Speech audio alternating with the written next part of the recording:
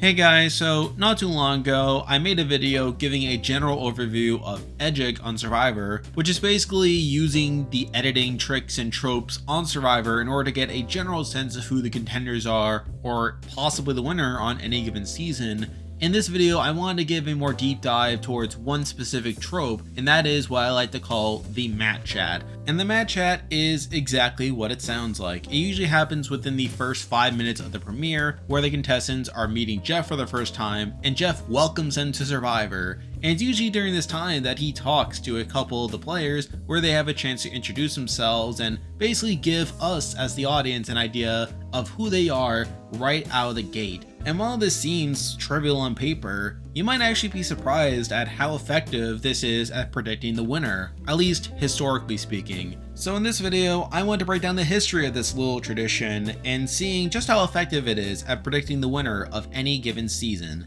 Let's dive in. So for much of Survivor history, the Mat Chat as we know it wasn't really a thing. Usually during the early seasons, we'd see the players immediately thrown into this marooning where Jeff was usually just talking over them as they were doing their thing, and it really wasn't until the immunity challenge that they would talk to Jeff for the first time, and even then it was relatively minor stuff, usually Jeff either asking them about the Survivor elements of the early days, or just how things are shaking out with their respective tribes. There wasn't really much to it. Now, the first time that Jeff actually talks to the players before the start of the game is in Survivor Thailand, where he does sit them down and give them a chance to introduce themselves before the schoolie are picked to determine the tribes. But since everyone got a chance to introduce themselves, this didn't really tell us much about who was the contender per se. And really before Heroes vs Villains, a lot of the interactions that Jeff would have with the players right out of the gate were usually pretty incidental more than anything else. In fact, the first season where Jeff actually talks to the winner during one of these segments is in Cook Islands, where he does ask Yule what happened to the chicken during their marooning, to which Yule calls out Penner for stealing their tribe's chicken. So again, these Mat Chats weren't exactly revealing a whole lot. But then we get to Heroes vs Villains, which I would say is the first season to have a traditional Mat Chat, where Jeff has a dedicated discussion with the players, and the players actually get to share something about themselves beyond just their name and what they do for a living. And we do see Jeff talk to a lot of people here, like Russell, Boston Rob, Rupert, Tom, Boston Rob, Colby, JT, Parvati, Boston Rob, and James. However, he does not talk to Sandra, who is ultimately the winner this season. So the first Mat Chat does not really say much about who's going to win. Even so, the Mat Chat started to become a more regular part of the premiere, where we see it in future seasons. Nicaragua, we see Jeff talking to Eve, who is a pre-merge boot, and Marty, who is a pretty big character, but he doesn't end up winning. And Fabio's left mostly in the dust here, so again, the Mat Chat doesn't really say much. Jumping forward to Redemption Island, where really the only person Jeff has a proper Mat Chat with is with Francesca, and while Boston Rob does get a proper introduction alongside Russell, you could say that this doesn't really say much, as since they were returning players and they were a key part of the theming for the season, that Boston Rob and Russell were always going to have an introduction like this, regardless of whether they would end up winning or not. So really, while Boston Rob does get a notable presence here, he doesn't really get to speak much himself, and we could just chalk it up to being circumstantial. So again, the Mat Chat doesn't reveal much. Jumping forward to South Pacific, where Jeff talks to two people, Christine, who is a pre-merge boot, but she does get a bit of a notable presence where she is voted out by Upolu and then does win some duels along the way, being a bit of an underdog before being taken out. And then Cochran, who is obviously a pretty major character. And then similar to Redemption Island, we see Jeff giving a proper introduction to both Ozzy and Coach, the two returnees from this season. But again, they were always going to get that introduction, and they both end up losing the season. Although, to be fair, they did come relatively close.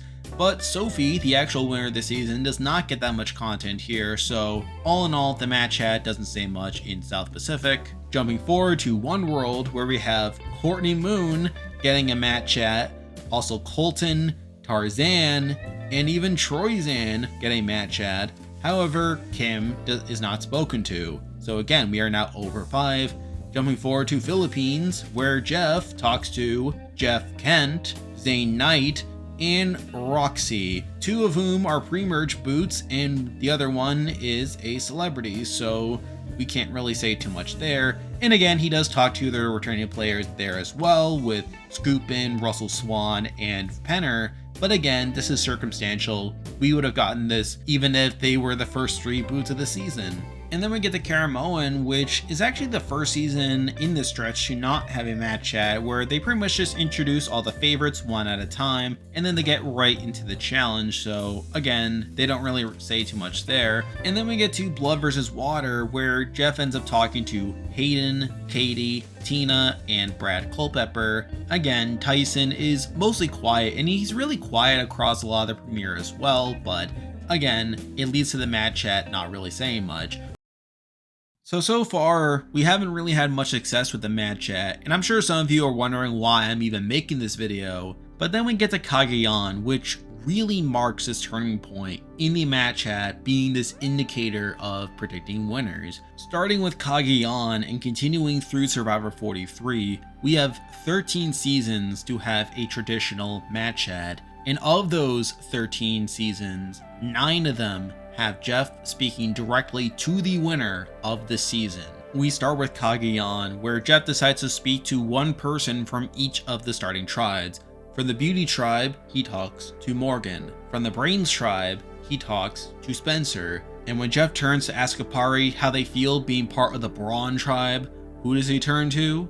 That's right, he turns to Tony, who answers quite eloquently, "Yo, we're gonna stop on beauty and we're gonna stop on smarts." Fast forward 39 days and we see that Tony had followed up on that promise, taking out the beauties and all the smarts in order to win the game. And just like that, the match chat had finally predicted a winner. In a season that was deemed so chaotic and unpredictable, little did the audience know that the winner was given away in the first 5 minutes when Jeff was talking to the players and the audience, welcoming us to the season.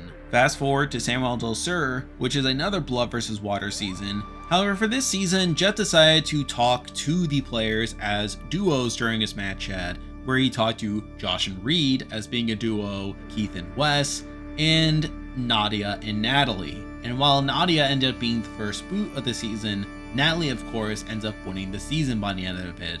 So that's 2 seasons in a row where the match chat was able to narrow down the winner quite considerably before the game had even begun. However, then we get to Worlds Apart, which honestly doesn't follow the trope. Jeff talks to a lot of people during the match chat. He speaks with Tyler, with Dan, with Lindsay, with Vince, with Rodney, Carolyn, and Joaquin. However, Mike is awfully quiet during this segment. However, even though this doesn't follow the rule, we do see this very interesting line from Lindsay, a part of the blue collar tribe that Mike is a part of, where she declares that the winner of the season is on this mat. Funny how that works, huh? So even though it doesn't quite follow the traditional match chat rules, we do see it still kind of predict the winner by the end of it. Fast forward to Cambodia, which honestly doesn't quite follow the rules either. Now, I will say that All-Star seasons tend to be a little wonky, where Jeff tends to talk to people based on their past experiences more than anything else. And in this season, we do see him talk to Sierra, Varner, Joe, and Kelly Wigglesworth. However, again, Jeremy is left rather quiet here. So to that end, we can say that Cambodia is an exception to the rule. And then we jump to Ko Rong, which doesn't have a match chat, as it immediately starts with the players having a marooning, where they're immediately thrust into this challenge before Jeff can even introduce us to them. So to that end, it doesn't quite fit in here. But then we get to Millennials vs. Gen X, which does follow the rules, where Jeff is introducing us to the season. He calls out Will for being the youngest player in the cast, then switches over and calls out Paul for being the oldest player in the cast. And then sticking with the Gen X tribe, he then speaks with Cece, who gets to talk quite a bit. But then when he turns back to the Millennial tribe, Jeff calls on, you guessed it, Adam, to talk about being a millennial. And to that end, we see that it holds up. Then we get the Game Changers, which, similar to Cambodia, doesn't quite work. He talks to Ozzy, JT, Sari, and Zeke, while Sarah is left mostly quiet. And really, Sarah is mostly quiet throughout the premiere, with the exception of her one confessional. So again, it doesn't quite hold up there. But then starting with HHH, we do get this somewhat impressive streak, at least on the seasons that have a match ad, where on HHH, Ben is literally the first player that Jeff calls on to talk about being a hero. And for good measure, I'll also mention that he speaks to Mike and Cole for being healers, and he talks to Allie for being a hustler. But still, he does call on Ben, which fulfills the match chat as an indicator. Then we get to Ghost Island, which doesn't have a match chat as Jeff immediately jumps into the challenge, so can't say much there. Then we get to David versus Goliath, where Nick is the first person called on by Jeff to talk about being a David. And while he also talks to Gabby, John Hannigan, Allison, and Pat, we see again that the match chat narrows down the contenders considerably.